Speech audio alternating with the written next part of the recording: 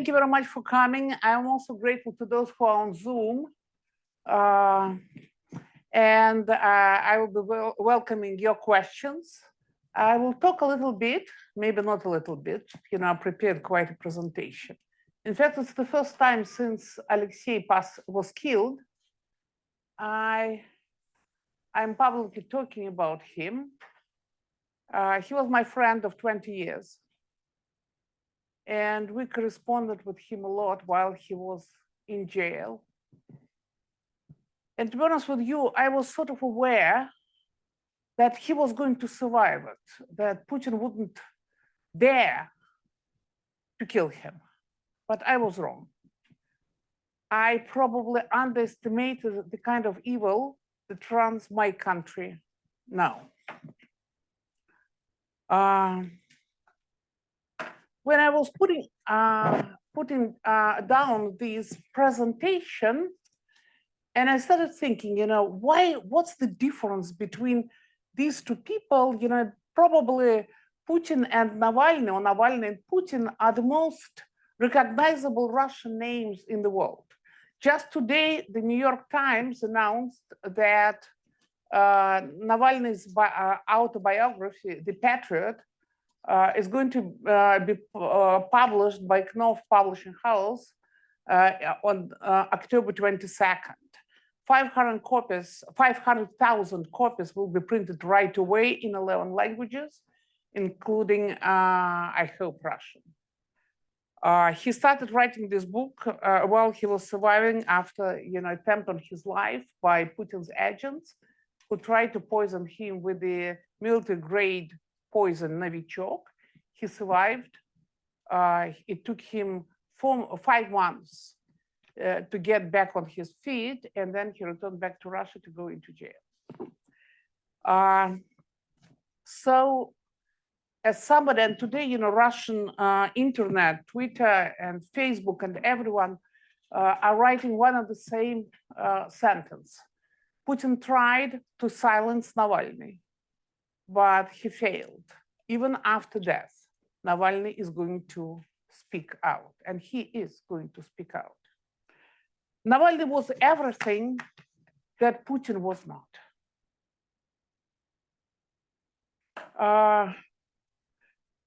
Their backgrounds, education, political careers, their views, constituencies, and personal lives differ greatly. Navalny was born into a family of Russian intelligentsia. His father was a military lawyer. His mother was an accountant. Young Putin was much less fortunate. He grew up in the poor Leningrad neighborhood in what became known as Leningradskaya Podvorotnya, gateways run by semi-criminals and by the rules of the power of might over right. Navalny grew up in the military compound some 50 kilometers west of Moscow in a family with strong democratic aspirations. His father, a lawyer with the Minister of Defense, Anatoly Ivanovich Navalny, was highly critical of the Soviet regime, and his mother, Lyudmila Ivanovna, in early 1990s consistently voted for the then Social Democratic Party Yabloko, and was in fact instrumental in raising his elder son as a Democrat. Much later, in 2000, Navalny became an operative at the Yabloko Party and worked there for 4 years until he got fired on the pretense that he was a nationalist. Navalny's father is ethnic Ukrainian. He was born in the region 60 miles north of Kiev, Chernobyl. Navalny and his brother Oleg spent summer school vacations at their grandmother's house in Novaya Zalesye after the this is Navalny's family. Navalny is the elder one, and Oleg is the younger one. And that's the picture which was done shortly before he got assassinated, before he was poisoned with Novichok.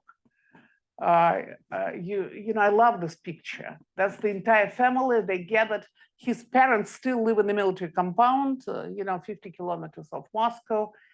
and his father is colonel, and so this is Alexei, his beautiful wife Yulia.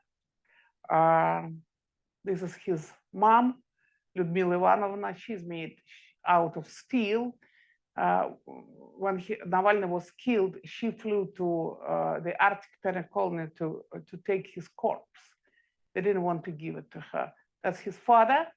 That's his elder daughter, Navalny's elder daughter, Dasha. She's a senior at Stanford University as we speak. Wait, sorry. And this is Zakhar, Navalny's son. He's 30-year-old right now. That's his brother, Oleg, who was in prison for 3.5 years because for only one reason, because he was Navalny's brother. And then there are these are kids of Oleg. His wife left him when he was in jail. A usual thing what happens to prisoners in the Russian jail. And this is Putin's family, his mom, his father, and that's Putin already a KGB guy. So this is, this Novaya Zalessia in 60 miles north of Kiev. So they used to have their house, his grandmother used to have their house in Chernobyl until the nuclear disaster happened in the late 1980s. So they were forced to leave Chernobyl and they moved to this Novaya Zalessia. When Russian army occupied Chernobyl after, the full-scale invasion that started on February 24th, 2022, Russian Chekists, the Russian political police agents started hunting for people with the name Navalny. Navalny is not a rare name in Ukraine. So they started hunting for people with this last name. So his family, his relatives had to go into hiding, and they spent more than a month in hiding because they were, of course, afraid to get caught by Russians. However, Russians found one guy. He turned out to be with the name Ilya Navalny. He was in Bucha. That's a place, it's a suburb of Kyiv, 24 kilometers from Kyiv. He was killed by Russian forces, and we suspect that he was killed precisely of his name. He wasn't Navalny's relative, but they were so eager to get each and every one Navalny, so they were happy to find one.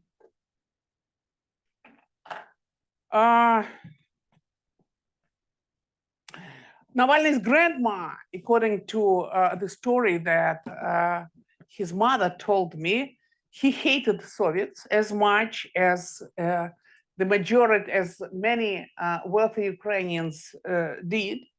They lost their wealth and their property during the Soviet collectivization, and then many of their relatives died during Holodomor. Stalin-imposed hunger in Ukraine. So Putin comes from the totally different background. Putin's paternal grandfather was Lenin's and then Stalin's cook, chef. It is to say that he was an NKVD officer.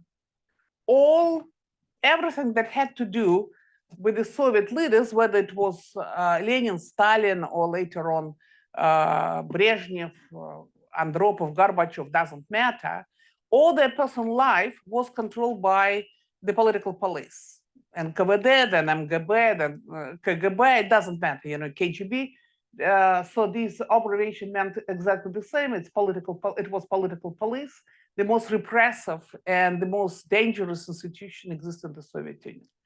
So the fact that Putin's paternal grandfather was Stalin's cook, was extremely beneficial to him, because from the very beginning, Putin, even though he grew up in a poor family outside of the Soviet elite, and the Soviet Union was extremely caste society, still, he was one of their own, because his grandfather was part of the NKVD, KGB, and so that's what helped Putin to join KGB even when he was still a student in the Leningrad State University. By the way, in the West, people tend to say that Putin was a lawyer. He never was a lawyer. He never studied in law school. Russian departments of judiciary, these were not your law schools. These were departments that prepared bureaucrats, Soviet bureaucrats. So Putin never was a lawyer, and anything with the word law is totally foreign to him, as we learned through 24 years of his rule.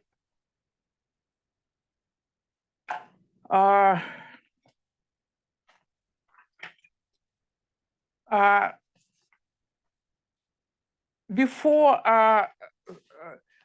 Putin, before his Navalny had his first presidential campaign and the only presidential campaign in 2017. He wasn't allowed to get on the ballot. That's the way.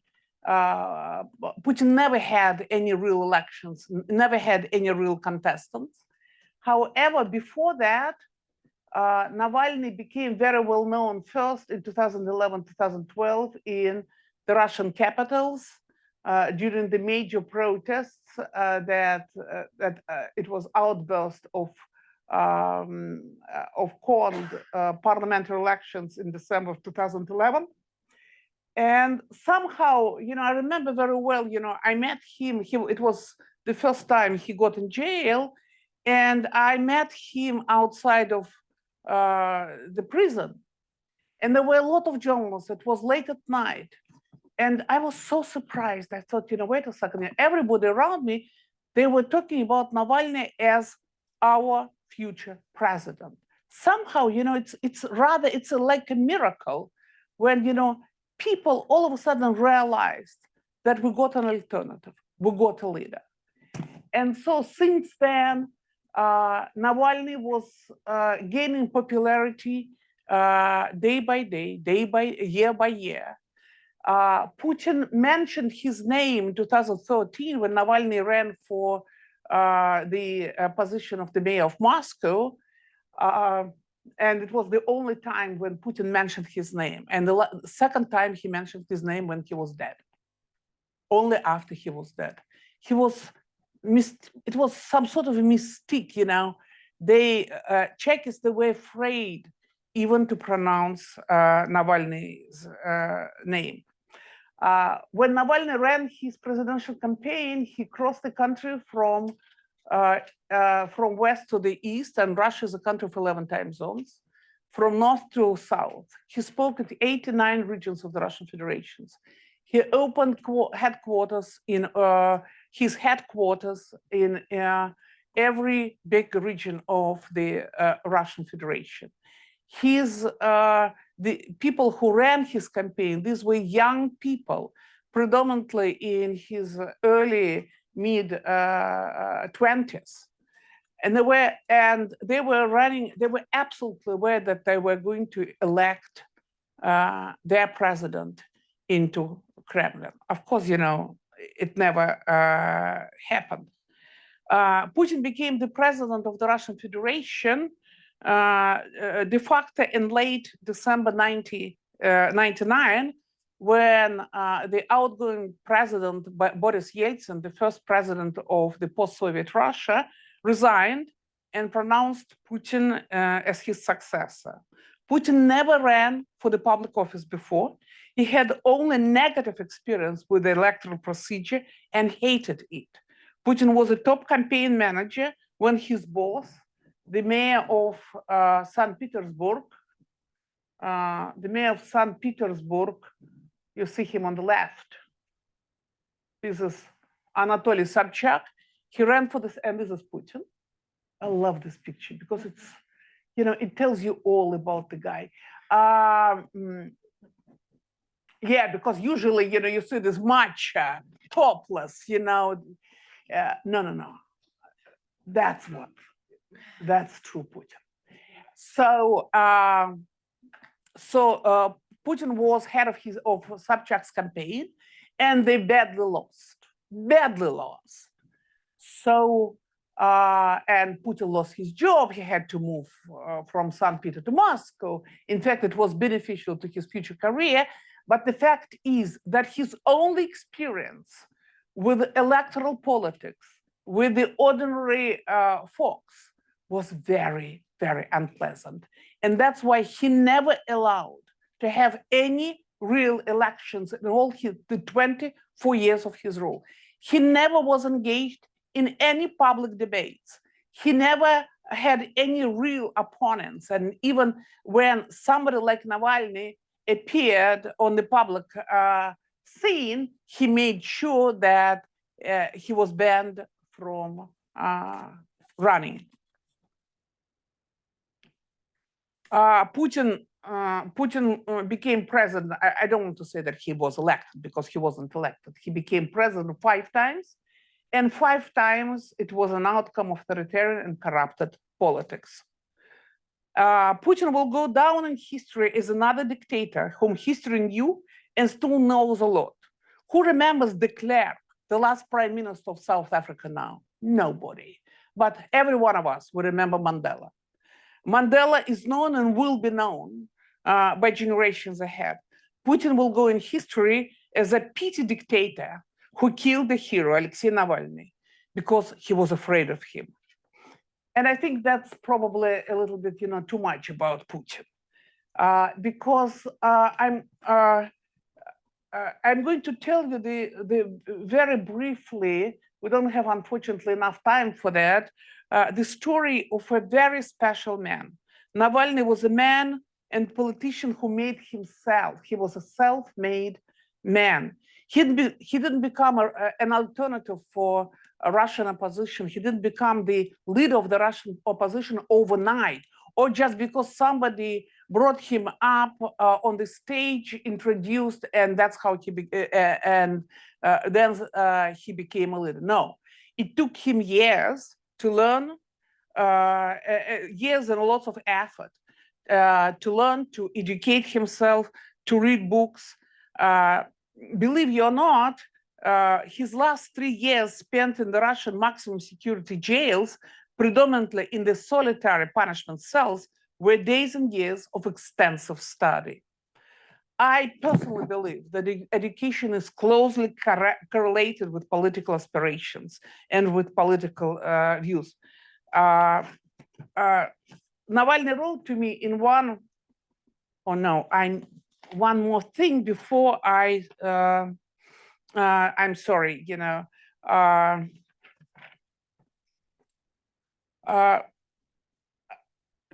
before I proceed to, I just want to say that there is finally another big difference between Putin and Navalny. Navalny was happily married. He was a happily married man with 2 beautiful children.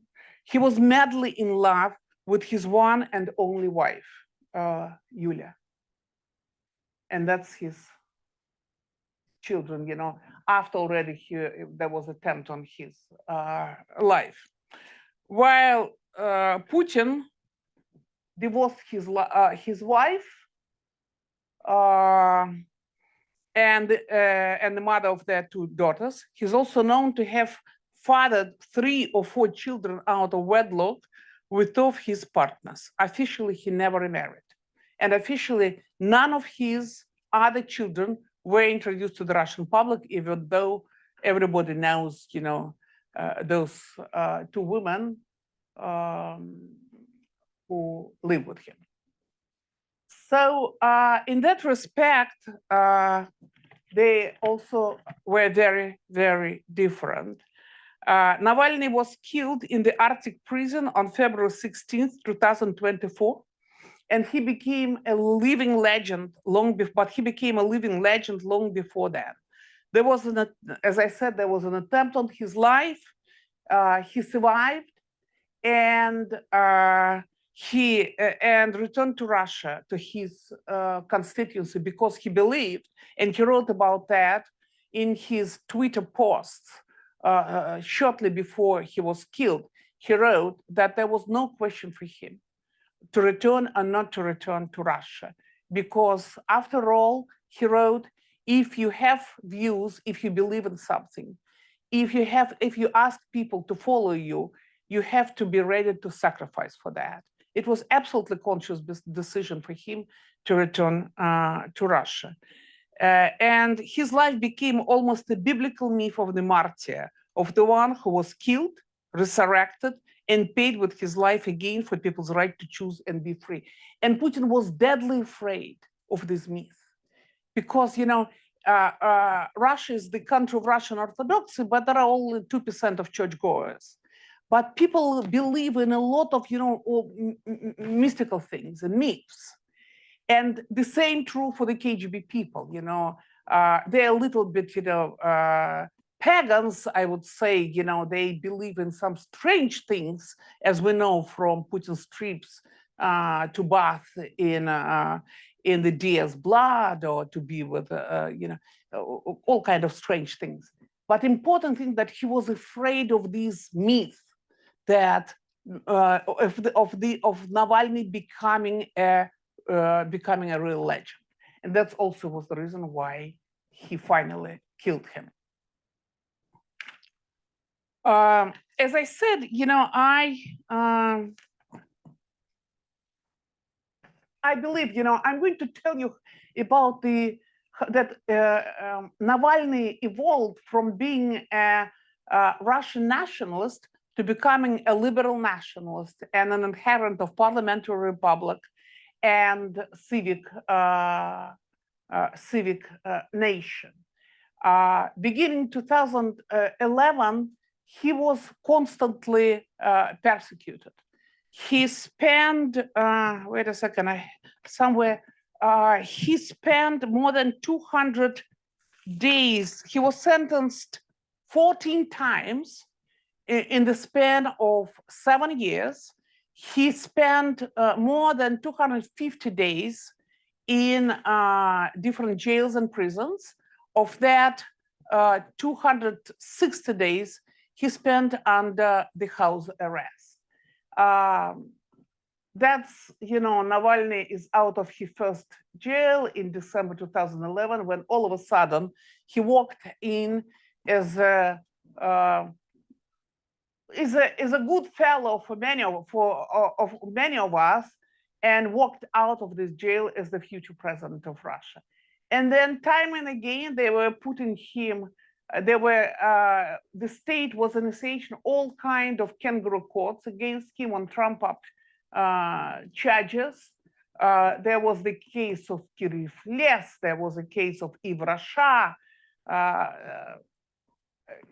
that's his younger brother Oleg, who all of a sudden, Navalny was given a conditional sentence, and they put in jail his younger brother for 3.5 years. Just imagine what was it like for the elder brother to see that his younger brother, who was absolutely apolitical man, totally, avoided divorce from any politics, hated politics, and all of a sudden he was put in jail just because he was Navalny's brother.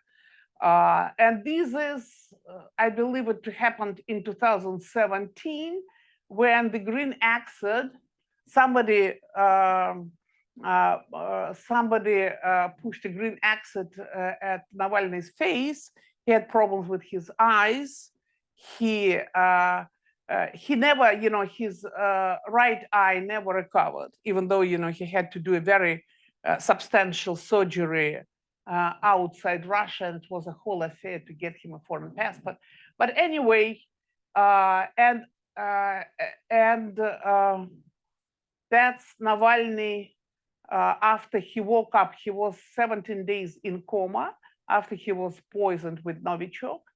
And thanks God to Yulia. Yulia managed. He demanded from Putin to allow her to get him out of Russia and to get him to Germany. There is a special clinic in Berlin called Charité that knows how to treat this. And what's more important, Bundeswehr has samples of different Novichoks. That's how they managed to find the antidote. And Russians were absolutely aware, because it was a new brand of Novichok, and they were absolutely aware that Germans were not going to find any signs of Novichok in Navalny's body.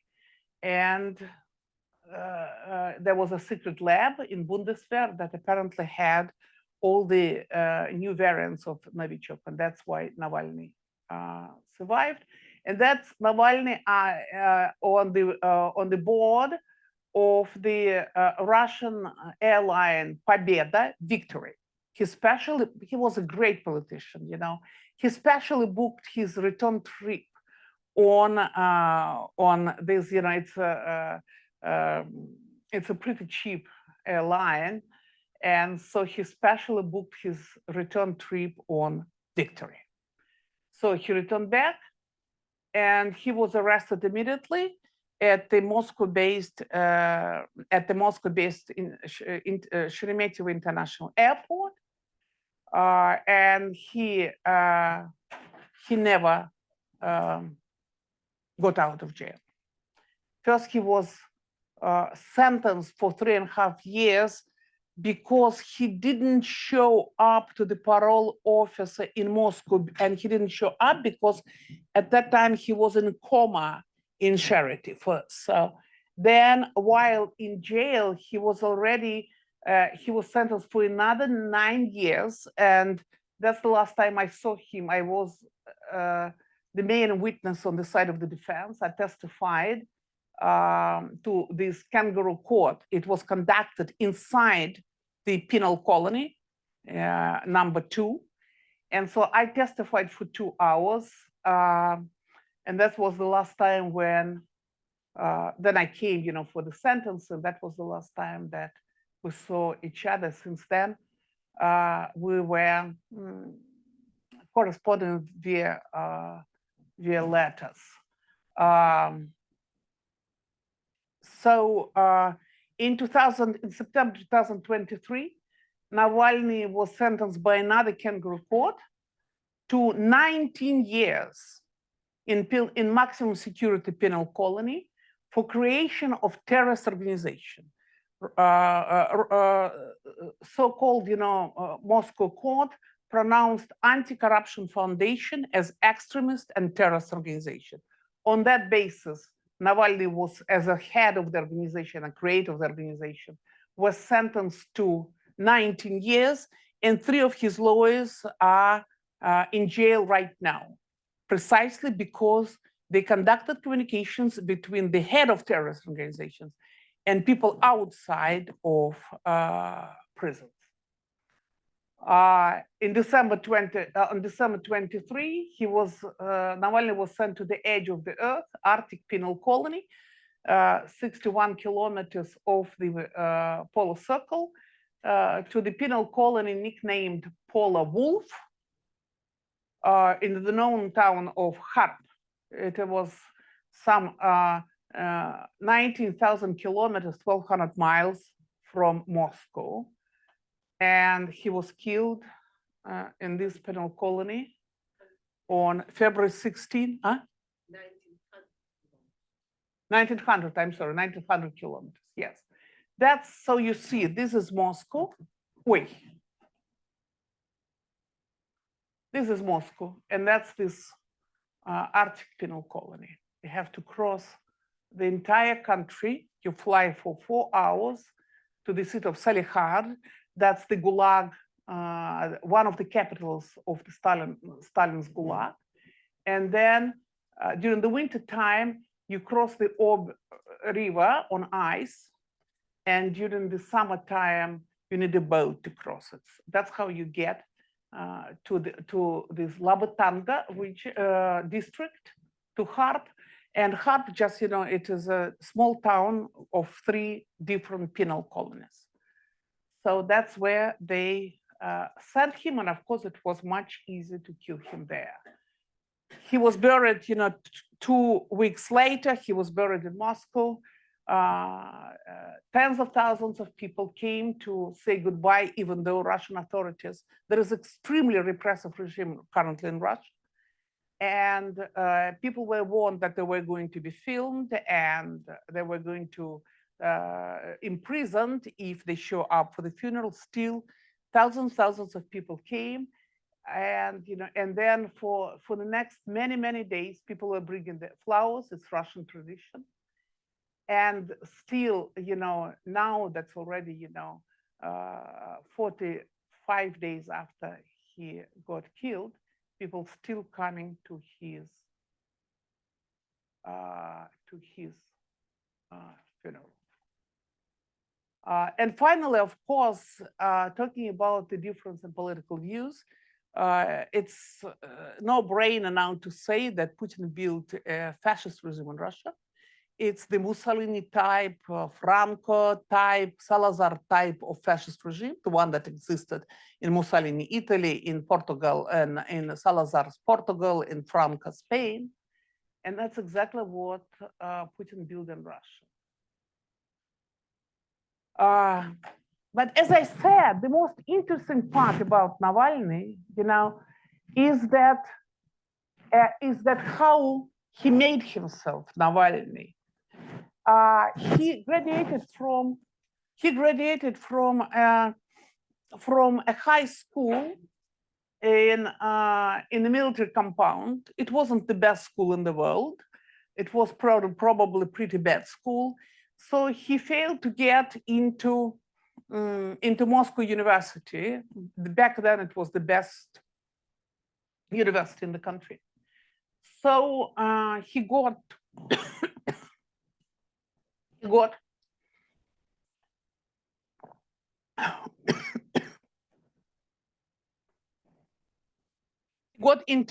he became a student at judiciary department at the school which was called Patrice Lumumba People's Friendship University. It was a leftover from the Cold War epoch. Patrice Lumumba was a famous Congolese politician who was executed in 1961. It was a school which Soviets used as a soft power. A lot of students from poor countries which were under the auspices of the Soviet Union, predominantly in Africa and Asia, they were getting scholarships and free education in that schools. In 1990s, this school was badly understaffed, underfinanced, and unfortunately, it became known for drug trafficking. It became the center of drug trafficking in Moscow. So it wasn't exactly the best education in the world. And in fact, Navalny was lacking good education. We became acquainted in 2004 when I returned after I defended my thesis, my PhD thesis here at Harvard at government department.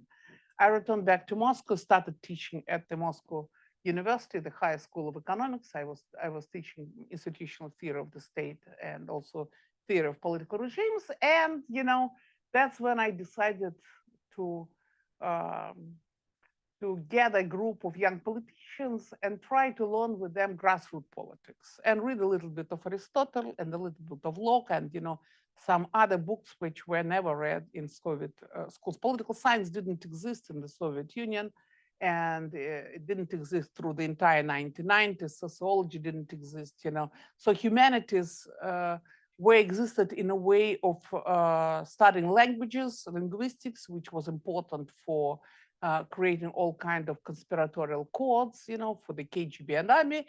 And the Soviet Union was very good in fundamental sciences, which was extremely important for the military-industrial complex, but everything else basically didn't exist. And the majority of books were totally forbidden. So Navalny definitely needed an education. In fact, yesterday while I was going through his letters, and I will show you, these are this is the letters that we were corresponding first through lawyers, and when it became impossible, through the special, there is a special prison system called Zona Telecom, when, of course, it's under review or under censorship, and you never know when it's going to get to him or not, or, many letters lost, and his letters, I know that he sent me a letter from Harp from his last penal colony. I never got it. But still, there was a possibility to communicate. But what was important that it was still possible to send him books. There was the whole system which was developed. And so just to give you a quote, that, we, in one of, in a series of letters, we discussed something about our capital, Moscow. And I wrote to him that, Moscow has two faces. I was already in exile. And I wrote to him that on the one hand, it's a great European city. On the other one, it's like it's a backward, in terms of politics and in terms of kind of discussion that's going on and people's, knowledge of the world politics. It's a backward city. And he wrote back to me in Russian, translated into English. There is some infrastructural, educational, and sociological provincialism. For instance, I'm trying to understand American conservatives better now, he wrote. So by visiting the American internet-based bookstore, of course, he couldn't visit any internet bookstore. You understand there is no internet in your jails as well, especially when you haven't to see your maximum security prison. So anyway, his people did it. There was a whole system. So one can get a book by Navalny was writing. One can get a book by Bush Yanka and one about him, a book by Reagan and another one about him, a brand new book on Trump and a book by Rove, Bush's strategist, book by Thatcher, and etc. Thatcher was a prime minister of Great Britain. 10 days later, all those books were sitting in my prison locker. End of quote. Why do Americans have that intellectual wealth? Because Navalny suggests there is readership, there is ongoing political discussions, there are real politics, and there is a market for those books. And what happens in Russia, he asked. And he said, there is no decent book on Putin. If one wants to learn about Gulag, one has to find Anne Applebaum. Anne Applebaum is a columnist with The Atlantic. Book about the Russian, and if one wants to read about the Russian Revolution, one should look for the Richard Pipes books. So in this, and by the way, while he was writing me this letter, it was the letter from summer 2023 from the maximum security penal colony Ika 6. It's some 400 kilometers east of Moscow, near the city of Vladimir. Navalny was already spending much of his time in the solitary confinement in the punishment cell, which was called Shizo, punishment cell. It is to say that there was, in this punishment cell, there was no hot water. It was dead cold during the autumn and winter, and it was very suffocating hot during the summertime. His bunk bed was attached to the wall from 5 o'clock in the morning and till 10 p.m. in the evening.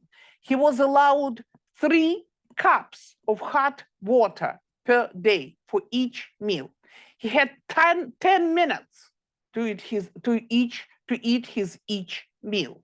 With hot water, he could make himself coffee in the morning. He could make himself soup out of a package for lunch, and then some tea in the evening. And there was usually freezing cold in the solitary confinement. He didn't have any access to the commissary, so he couldn't buy himself an extra food. And even if he bought something ahead of time, his guards, they were bringing this food on the trays. And they were showing this food to him, and he was hungry all the time. And then they put it down. It was just ongoing torture. He was constantly hungry for all those 3+ years. On top of that, in your maximum security prison, I was in New Haven in upstate New York, people who had 40 to life, 60 to life, 30 to life, natural life, and etc. And listen, I have no illusions about American prisons. I read quite a few studies on what's going on in American penitentiary system. So, but still, you know, I was there. I saw the way they live and what they were able to get from the commissar, etc. But what's the point is, the most important thing, they were people in New Haven maximum security jail, they allowed to have 6 meetings with their families per week. Wife, parents, and no more than 5 kids at one time. And I saw this. They had family reunions. They have family reunions every 2 months. So Navalny was allowed 2 short visits a year and 1 family reunion a year. That's it. So, but, you know, as I told you, you know, he was really an amazing person. He realized very quickly that he was lacking in good education. So, and he started educating himself while he was in jail. First, of course, you know, there was a very important step for him. In 2010, he was accepted as a Yale University Gold Fellow, and he spent a year at Yale University. 3 of us gave him recommendations. We were very happy that he got this. And for this entire year, Navalny spent studying the American political system. The way party machine, regardless whether Democrats or Republicans, the way party machines operate in this country. He also studied the Supreme Court. Of course, you know, I love Brown Court or Warner Court. You know, it's definitely for those of us who study American politics. These are amazing story of, you know, of this judiciary success. But also, you know, the way, you know, the judiciary, Supreme Court can become a leader in that drives the political change in the country. So that's what he was studying. It was very important because he was looking for ways of means, how to build his own party. Navalny was never allowed to register his party, even though, you know, he spent quite some time, and they were doing time and again. They were submitting documents to the Minister of Justice, and then all of a sudden it turned out that somebody submitted the same name of the party 5 minutes before, or they submitted another set of documents, and then, you know, it turned out that, and it was ongoing game that that was going on. Secondary, when he started, you know, spending that much time in Moscow prisons, you know, my policy was I brought him books. And I remember, just to give you an example, I remember, you know, I was flying from London, and I called him from the airport, from the plane. And he told me that, you know, he already in the court, and so he's going to be sentenced for another 2 weeks or 4 weeks in jail. And I said, okay, so I'm bringing you 2 books. One by Clinton. It was the first book that Hillary Clinton wrote after she lost in 2016. How did it happen or what happened? You know, I don't remember exactly the name of the book. And the second by Le Carre. Le Carre is a famous spy novelist, you know, in Europe. And I said, so what should I send you first? And he said, of course, Clinton. And that was what Navalny was all about. He was reading biographies, Mandela, Churchill, Obama, Bush, Reagan, to understand how did they win and why and how they, if they lost, why did they lose? He was trying to understand how to conduct real politics in Russia, because the kind of politics that existed in the 1990s in Russia, these were predominant oligarchical politics, which are based out of money and very big money. People didn't dare to go out to speak to the people. Navalny was the first who started doing canvassing, who started doing grassroots politics. In 2013, he conducted never seen before campaign for the position of the mayor of Moscow. And it was the first time when he was talking to people. It's never happened in Russia before. It's nothing new for people in the States, but it's never happened in Russia before. That he was speaking in the inside the apartment buildings yards. He was speaking on the streets. They were bringing chairs for young people. And I asked him back then. I did an interview for my magazine, the New Times, back then. I asked him, how did you know how to do that? And he said, first, The Wire, season 4 and 5, elections in Baltimore, second, House of Cards. I said, who told you to bring chairs for the elderly people? Well, we never seen anything like that. Who cares, what people, can they stand or not? They're old or not. And he brought these chairs for his, for his rallies. I said, yeah, I saw it in the House of Cards. That's how he was. Learning. But of course, besides that, he was constantly reading.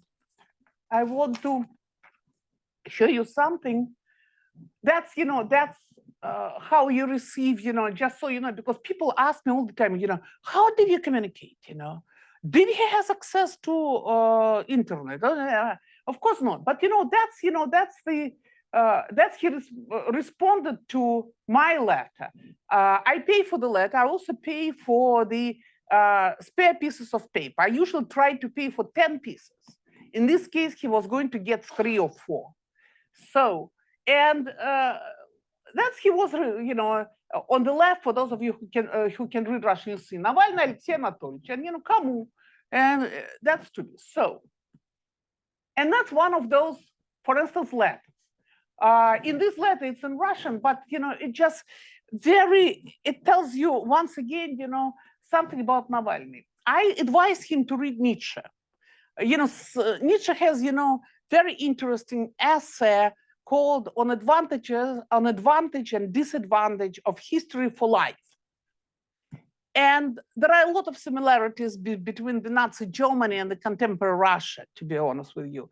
Therefore, Nietzsche is sometimes very good in understanding what's happening in the contemporary Russia.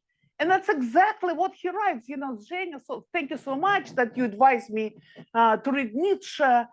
It's about us. All you have to do is just to replace the word German with the word Russian, and that's it. And the same, that's exactly what Putin is trying to do with the country. He's trying to take country backward, to take it in the past. That's what Hitler did with Germany. To take it in the past and bury it in the archives of the ancient glory. So, and this is another thing I want to see you, because once in 2022, I left Russia in the end of August 2022. And so I had a lunch with a friend of mine who is a reporter with the New York Times. And he asked me, he was asking me about Navalny, what is his reading? And I was telling him, the kind of books that Navalny was reading. And I said, Navalny, right now, Navalny is totally preoccupied with RFK, Robert Fitzgerald Kennedy. And he was, at some point, he was totally obsessed with Robert Fitzgerald Kennedy. Oh, he said, my friend with the New York Times, he said, oh, so interesting. I know his daughter, Carrie. So next, I received a letter from RFK's daughter, Carrie Kennedy, as saying, thank you, it's so nice. But Navalny is reading the wrong biography. No, of course, the wrong biography of Robert Fitzgerald Kennedy. He has to read another one. I'm going to send him. And I wrote back to her saying, Madam Kennedy, unfortunately, you won't be able to send Navalny another biography, but we know how to get books to him. So leave us to us, just give me, of course we did. Leave it to us. But I think he will be very happy, and we can try to get your letters through my letters. I will put it inside my letters. And that's exactly what I did. And I sent him, and that's what he sent to Navalny. Carrie Kennedy wrote for Alexei Navalny with his admiration, and he put it in his punishment cell. He wrote to me that, it was a good, he was so happy. He was a political animal. For him, it was, and that's his response in English. And that's the kind of blank pieces of paper he was given. That's how he wrote to me, Zhenya, is it possible to read? And I said, don't worry, I will hear it. He wrote these, you can read, he wrote, that's Navalny wrote in English. His English was very good. He was reading a lot in English. At that time, he was reading biography of Einstein. And that's why, he asked his people to connect him with some physicist in Moscow, because, there were some things that he didn't understand well. So he in another, and so here, what's interesting about that he said, so once I was sitting in my punishment cell and reading the book Believer by David Axelrod. How many of you read the book by Obama's assistant, David Axelrod? No one. He did, in the punishment cell. So Obama's chief strategist, great, fantastic book, he writes. There is a cool moment in that book when Axelrod describes the exact moment when he decided that he wants to be in politics. When he was 5 or 6 years old, his aunt took him to your father's rally, RFK's rally, and was barnstorming and these days. And despite his young age, this boy absolutely thrilled and captured by RFK performance and the vibe of the crowd. So the author pictured this moment so great that I have decided I should know more about RFK.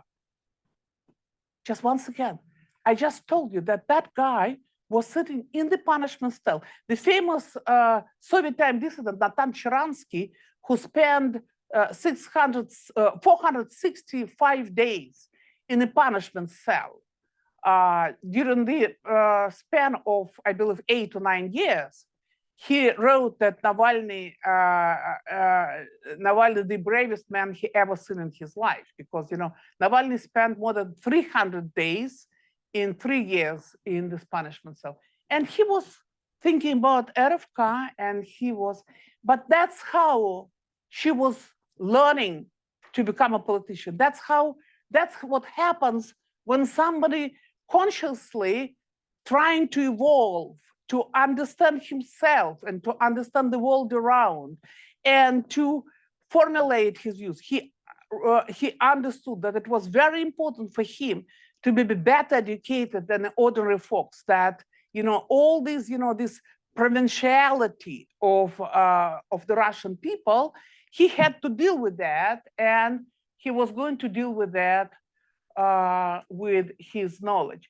And here, it's in Russian. So at the top, he writes about, that he decided to study conservative, American conservatives, and that's why he was reading Bush and Reagan, etc. After he started Clinton, Obama, and Kennedy, etc. So, and what was interesting, I wrote to him, God, you know, even if I get paid, I would never read Karl Rove. Sorry. And he wrote back to me, Zhenya, you're wrong. No. It is a very interesting book. I understand that for liberals like you, it's I don't know, you know, to which I can compare this to Surkov, you know, one of the Russians, you know, nasty guys or something like that. However, from the point of view of understanding of political dynamics and relationship between conservatives and liberals, and the struggle inside between different conservative streams, it is very important and very useful to read this book.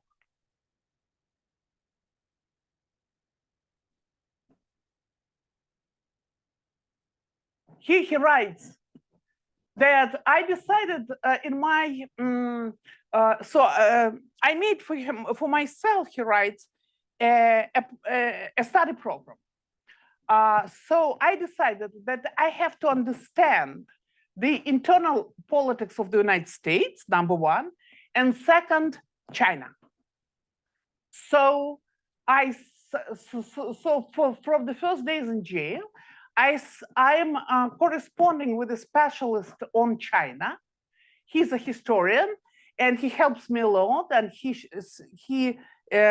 sends this historian, who is a professor at the Moscow University. He sends his lectures to me, and I read. And I advised him, you know, there was one book, you know, Invisible China, came out, you know, last year, very good book. Anyway, and also Anne Applebaum advised him to read a couple of books. So, and he decided to, of course, because he was going to be president of Russia. China has, you know, the biggest, you know, huge border with Russia. China is going to be, you know, either Russia is going to be a vassal state, or whether, you know, it's going to, at some point, Russian Soviets were fighting with Chinese. So, you know, he really believed that it was important for him to understand China because he was going to be president of Russia. And he wrote about, you know, the hardships of that life. He rarely, you know, when he was already, you know, he couldn't bear it anymore. He wrote, you know, at some point they put a crazy man in his cell. And this crazy man failed to take care about himself. So he defecated on his bunk, and he didn't clean his tooth, and he didn't take any other sanitary precautions. And it was done on purpose because it was awful. In one 3x4 meters cell, they put the guy, and on top of that, he was crazy and he was yelling all the time. And he said that, and he writes about that, and he said, I was, for some reasons, I wrote to him, I was at Barbados, I was receiving my visa there. Anyway, and he wrote, I can close my eyes and I can see myself on Barbados, even though the most I want now, I want to be in Moscow. And I can go on and on and on with that. However, you know, there was a lot of speculations when Navalny returned from Germany to Moscow. And, you know, why is he doing this? You know, what kind of deal he has with Putin? You know, it is all kind of these conspiracy theories, because we know it's hard for many people to see a hero. They prefer to find something, you know, some dirt about the guy. And so that the letter he wrote to me a couple of weeks after he was imprisoned, you know, after he returned to Moscow, and he was in the Moscow special jail called number 99/1. You know, for those of us who know the Moscow jail system, it's a very special prison. It's very difficult to send food to him anyway. But he wrote a letter to me, and I translated this for you. He wrote, Zhenya, everything is okay. Historical process. Russia goes through it and we go along with it. We'll get there, probably. I'm doing fine and I don't regret anything. And you should not. And do not be upset. Everything is going to be fine. And even if it does not, we will be consoled by the fact that we were honest people. Hugs.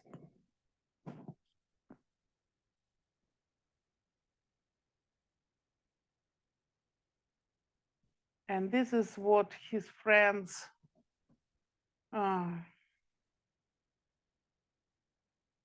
why doesn't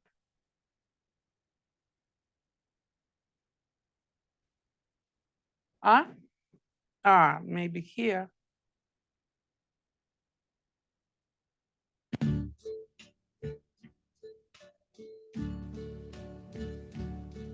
And now the end is near. He loved the song by Sinatra.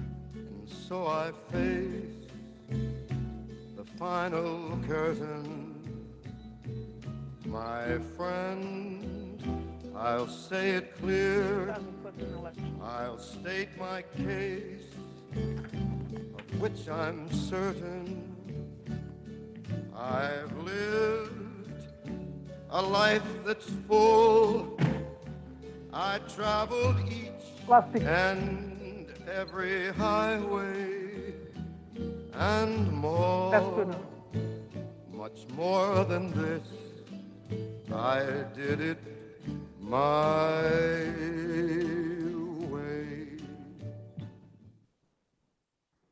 Thank you.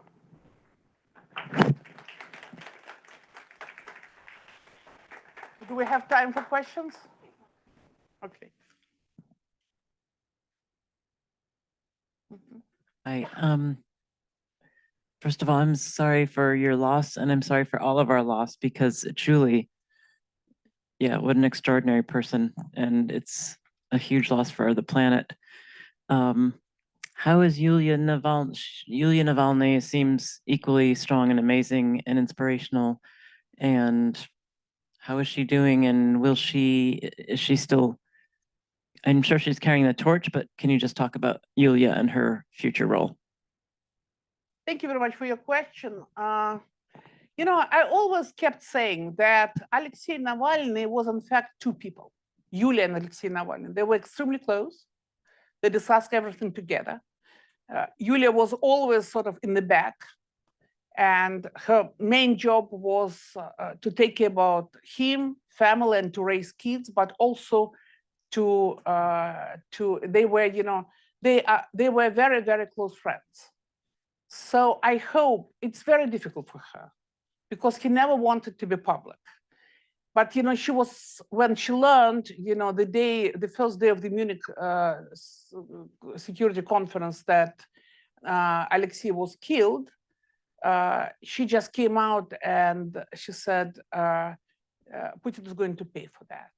She's driven by the revenge, as many of us. I am definitely driven by the revenge. And she wants to bring justice to her late husband. And that's, I think, a very important motive that will allow her to keep going. And it's going to be extremely difficult road and very dangerous one.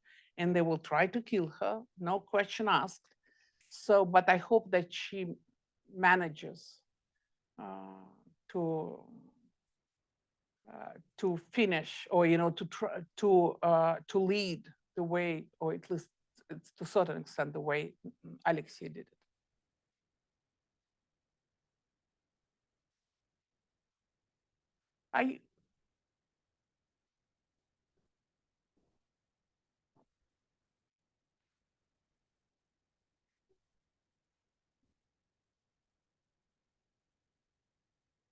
Zoom, but there are a lot of people on Zoom.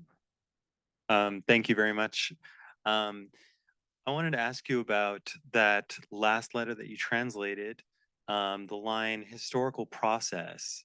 What did Navalny mean with that? And then perhaps relatedly, how would you characterize his understanding of his own role in history and whether he saw it changing as, you know, the possibilities for his, say, political, you know, place in Russia changed with his persecution?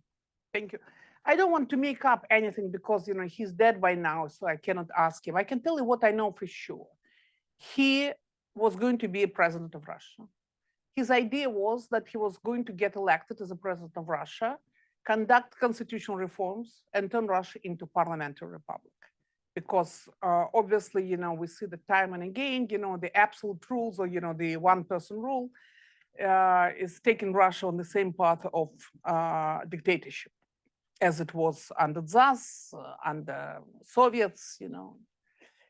So that's what was he going to do. You know, what he meant by historical process in Russian, it sounds very you know, we understand this, you know, it means that that it had to happen.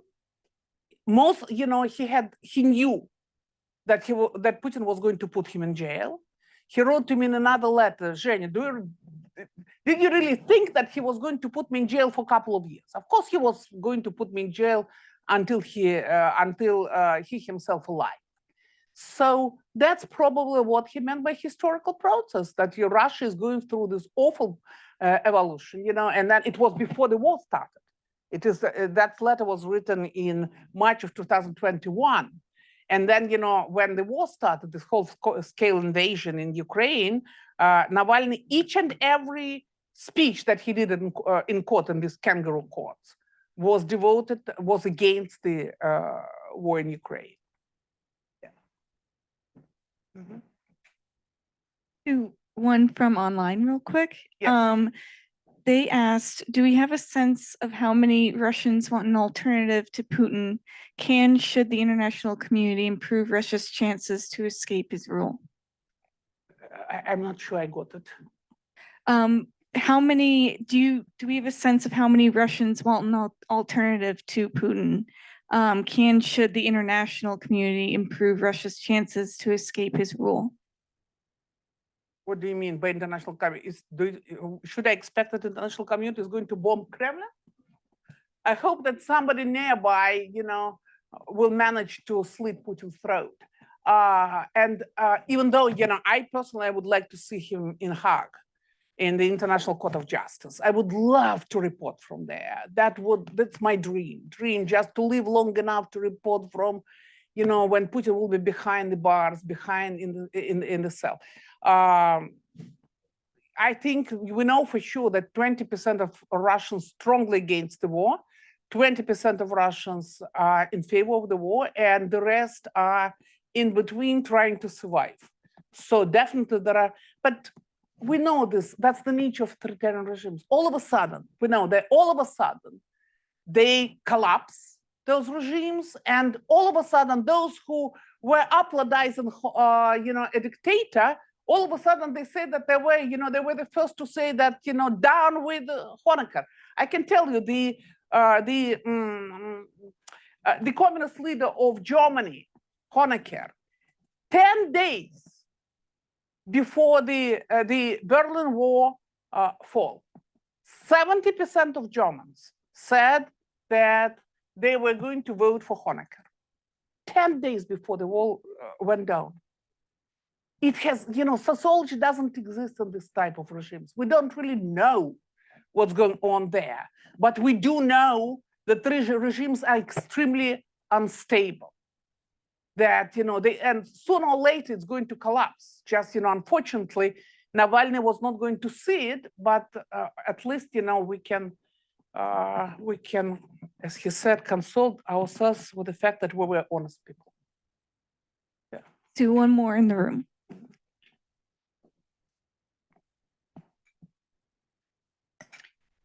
Thank you so much. I was just wondering if you are your thoughts on sort of the future and Navalny's legacy? If you think there might be, younger people in Russia now that had even a shred of the same bravery and courage that he had, that believe in democracy, and maybe that he inspired them. Do you think another movement will come out of this, or where do you think things will go? Thank you very much. 51 young people who worked for Navalny's anti-corruption foundation across the country are in jails now, sentenced to different sentences. One of his closest ally, Lily Chanisheva, just was sentenced to 9.5 years in jail just because she was a Navalny's subordinate in one of the Russian regions. Thousands and thousands of Russian people who protested against the war are in jails now. Sentence: Volodya Karmurza got 25 years in jail. Ilya Yashin, my and Navalny's closest friend, he's in Smolensk penal colony. He got 8.5 years in jail. So my another friend, Misha Krieger, 8 years in jail. And so it goes. So absolutely that, it is a very repressive regime. To a certain extent, it's more repressive than it was under Brezhnev, the general secretary of the Soviet Union, who ran the country for 18 years. It's not as bad as it was under Stalin, for sure, but it's pretty bad. However, I think that, and also, thousands and thousands of people, some say that 1 million of Russians left the country, and that's predominantly young people who had, skills and money and possibilities to find jobs in the West. They left the country. And I hope that at least some of them are going to return back. For sure, I will be back to Moscow the minute Putin is dead. So I cannot, because they're going to arrest me at the border, and it's sort of Navalny strongly advised me not to do that. So anyway, yes, absolutely, there are a lot of young people and people who got education in the West, which that's very important. We didn't have that back in 1991 when Soviet Union collapsed. We didn't have this education. When I came to Harvard in 1992 as a Nieman Fellow, and I went to level D in the Widener Library. Back then it was Russian part of the Widener Library, and I collapsed there. I said, please give me my sleeping bag. I want to spend here, a couple of weeks. There were books that I've never seen in my life. I only heard about these books. So now, by now, a lot of Russians, they got their degrees in humanities and in data scientists, etc. So yes, there are plenty of people in Russia who are going to follow into Navalny's shoes. It's just that, you have to, unfortunately, people like Navalny, they're very rare animals. They appear so rarely, He was an exceptional personality, real politician, just, natural politician. He felt things that, many others didn't, and he was bright and outspoken. He was writing, when he was doing these investigations, most of the time he was writing texts himself. And I remember one of his famous investigations on the then president of Russia, Medvedev, clown. Navalny told me, Zhenya, I had to rewrite the text 9 times. He was a very hardworking guy, He managed to make himself a leader, and to the extent that the world finally saw him as an alternative to Putin. And at that point, Putin killed him. There was the possibility to save him. But we failed, and unfortunately, the world failed. Thank you. Thank you.